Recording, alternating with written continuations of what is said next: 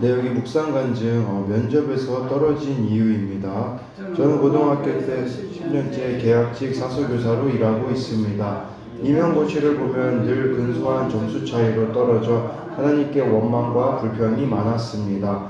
그러다 비록 전교사가 되지 못했지만 스스로 실력을 열심히 쌓아보자며 학교 도서관을 최선을 다해 운영했습니다. 그 결과 매년 나라에서 선정하는 우수도서관에 3번이나 선정되어 부총리 겸 교육부 장관상과 문화관광부 장관상을 받기도 했습니다. 저는 이 정도면 이제 어디 가서 실력으로는 밀리지 않겠다고 생각하며 스스로 만족했습니다. 하나님이 도와주셔서 상을 받을 수 있었다는 생각은 하지도 못하고 감사하지도 않았습니다. 올해 초 기독교재단 사립학교에서 정교사 시험이 있었습니다. 저는 내 실력과 경력이면 이제 정교사로 붙을 수 있을 거야 라고 확신했습니다. 그런 내 열심과 교만으로 말씀 묵상과 기도는커녕 주일 예배만 겨우 드리며 청년부 소그룹 리더로 모임에는 집중하지 않고 정교사 시험을 위한 포트폴리오를 준비하는 데에만 시간과 정성을 쏟았습니다.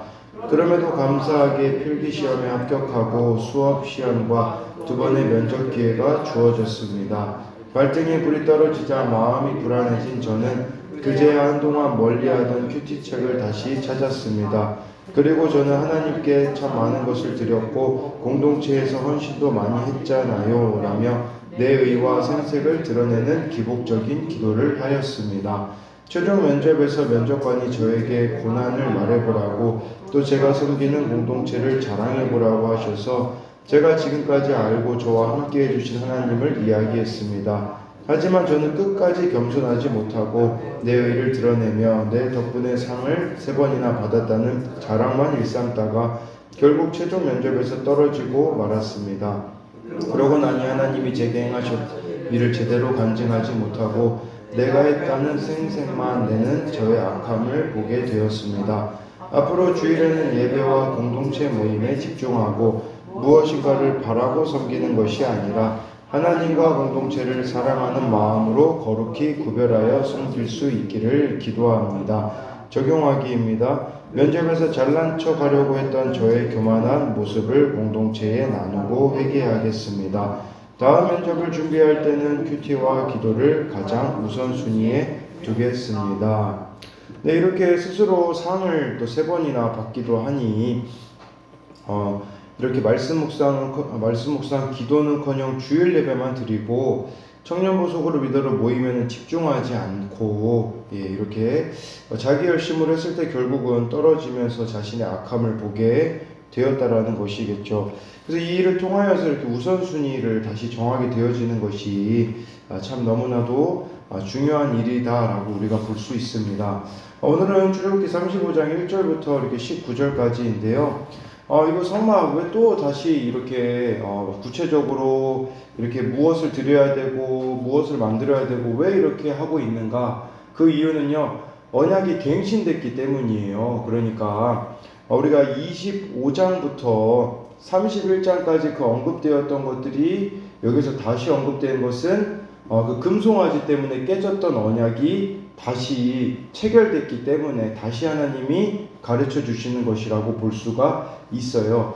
그래서 1절에 모세가 이스라엘 자손의 온 회중을 모으고 그들에게 이르되 여호와께서 너희에게 명령하사 행하게 하신 말씀이 이러하니라 라고 해서 이제 새로운 언약 관계를 다시 맺었기에 하나님께서 성막에 관한 지침들을 다시 이스라엘 백성들에게 내려주십니다.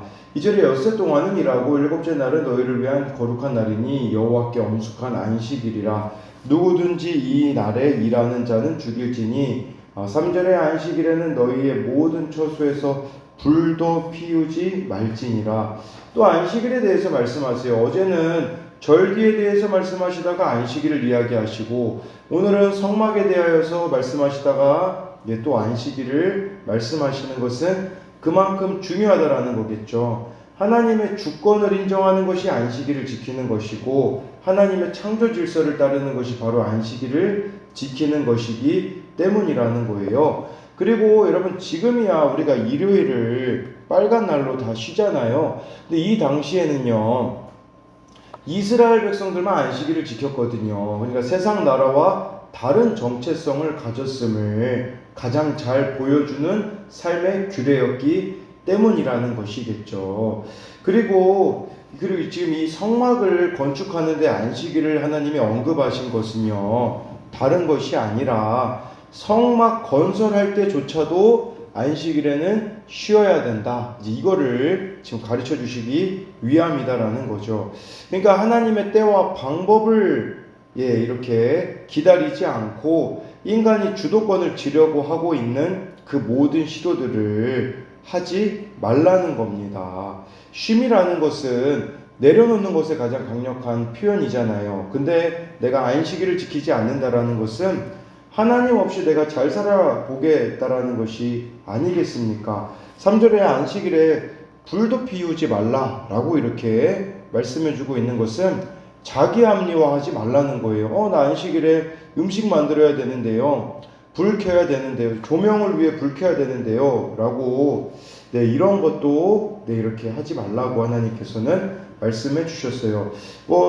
요약으로 드리자면 구약에요, 안식일에 대하여서 하나님이 하지 말라고 하신 게 있어요. 음식 만들지 말라, 집 밖으로 나오지 말라, 또 불 피우지 말고, 나무도 하지 말고, 장사도 하지 말고, 짐을 옮기지 말고, 오락을 금하라고 이렇게 구약에 보면 나와 있어요. 그래서 이 안식일에 대한 2절, 3절에 대한 적용 질문은 말씀을 통해 하나님의 때와 방법을 따르고 있습니까? 여러분은 무엇으로 하나님 나라의 백성의 정체성을 세상에 보여주고 있습니까? 세상에서 더 많은 것을 누리고자 주일에도 일하고 예배에 소홀히 하고 있지는 않습니까? 4절에요. 모세가 이스라엘 자손의 온 회중에게 말하여 이르되 여호와께서 명령하신 일이 이러하니라 이르시기를. 여기 온 회중에게 모세가 말했다고 하잖아요. 그러니까 이 성막을 건축하는 것에는요, 온 회중이 다 참여해야 되었다라는 것입니다.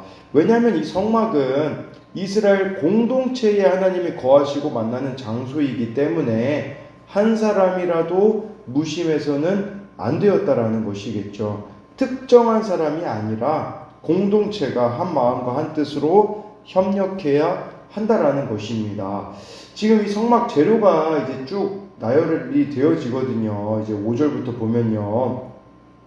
우리가 가진 성막 재료는 무엇이겠습니까? 말씀으로 해석된 고난과 말씀 앞에 회개한 죄라고 할 수 있어요. 이것을 여러분들이 기꺼이 하나님 앞에 드릴 때에 공동체 앞에서 고백하며 간증하는 것이 아름다운 성막을 짓는 일이라는 것을 기억해야 하는 것이죠. 4절에 대한 적용 질문은 교회 공동체의 일을 나의 일로 여기며 기쁨과 감사함으로 참여하고 있습니까? 말씀으로 해석된 나의 고난, 말씀 앞에 회개한 나의 죄는 무엇인가요? 5절에 너희 소유 중에서 너희는 여호와께 드릴 것을 택하되 마음이 원하는 자는 누구든지 그것을 가져다가 여호와께 드릴지니 곧 금과 은과 놋과 라고 해서요. 마음이 원하는 자는, 그러니까 중요한 것은 자원하는 마음을 하나님 앞에 드리는 것이 중요하다라는 것입니다. 그리고 이 성막에 이렇게 성막 짓는데 필요한 이런 모든 준비물들은요, 사실 이스라엘 백성들이 가지고 있는 것이었어요. 하나님이 이미 이스라엘 백성들에게 주신 것이기 때문에 이게 하나님이 주신 것이라는 것을 인식한다면 드리는 게 어렵지가 않거든요. 근데 이게 내 것이라고 생각하며 드리는 것이 어렵다라는 것을 기억해야 합니다. 고린도후서 9장 7절에요. 사도 바울은 이렇게 헌금에 대해서 이렇게 언급해요. 각각 그 마음에 정한 대로 할 것이요 인색함으로나 억지로 하지 말지니 하나님은 즐겨내는 자를 사랑하시느니라 라고 이렇게 말씀해 주고 있는 것처럼 5절 말씀에 대한 이 적용 질문은 내게 주신 것들이 하나님의 주신 것들이라고 인정하며 기쁨으로 드리고 있습니까? 6절부터 이제 9절까지는요. 드릴 준비물들이라고 볼 수가 있어요. 비싼 순에서 좀 저렴한 순으로 이렇게 언급이 되었다라고 볼 수가 있는데 따로 이것에 대하여서는 말씀드리진 않지만 예를 들어 6절에 청색실 같은 거, 이것은요 1.4g의 청색 염료를 만들기 위해 무려 12,000마리의 소라가 필요할 정도로 비싸고 귀한 것들이었어요. 비싼 것도 있고 저렴한 것도 6절부터 9절에 보면 있거든요. 무엇을 말하는 거냐면 각자 분량에 따라 예물의 종류도 가르쳐 주신다라는 거예요. 많이 가진 자는 많이 드리고 적게 가진 자는 그 적게 가진 것에서 드려야 됐다라고 이렇게 6절부터 9절은 여러분들이 보시면 될 것 같고요. 10절에 무릇 너희 중 마음이 지혜로운 자는 와서 여호와께서 명령하신 것을 다 만들지니, 마음이 지혜로운 자가 와서 이것을 만들라고 해주고 있어요. 그러니까 마음이 지혜로운 자, 이것은 성막에 필요한 기구들을 만드는 일에 하나님이 주시는 재능이 필요했는데, 마음이 지혜롭다라는 것은 기술적인 능력만을 이야기하지 않는 겁니다. 우리도 하나님을 섬길 때 열심과 열정도 중요하지만 무엇보다도 하나님의 뜻을 이루어낼 지혜가 있어야 되는데, 근데 이 지혜는요 하나님과의 관계로부터 온다라는 사실이에요.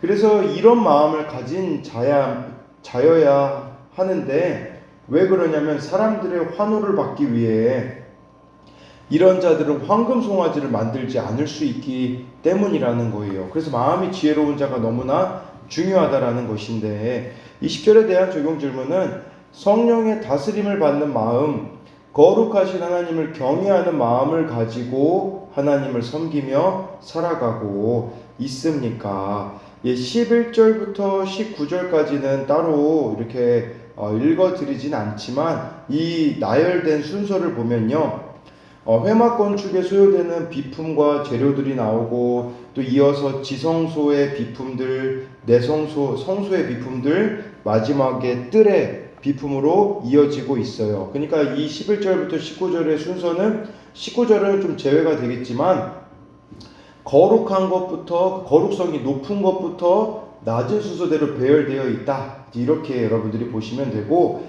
그리고 이것은 하나님이 정해주신 기준과 규격에 따라 한치 오차도 없이 만들어져야 했다라는 것이에요. 그러니까 이 성막 건설은 하나님과의 관계를 회복하는 기회인데, 우리는 오차 없는 철저한 순종을 통해 하나님의 사랑에 보답하고 관계를 지속해 가야 한다라는 것이에요.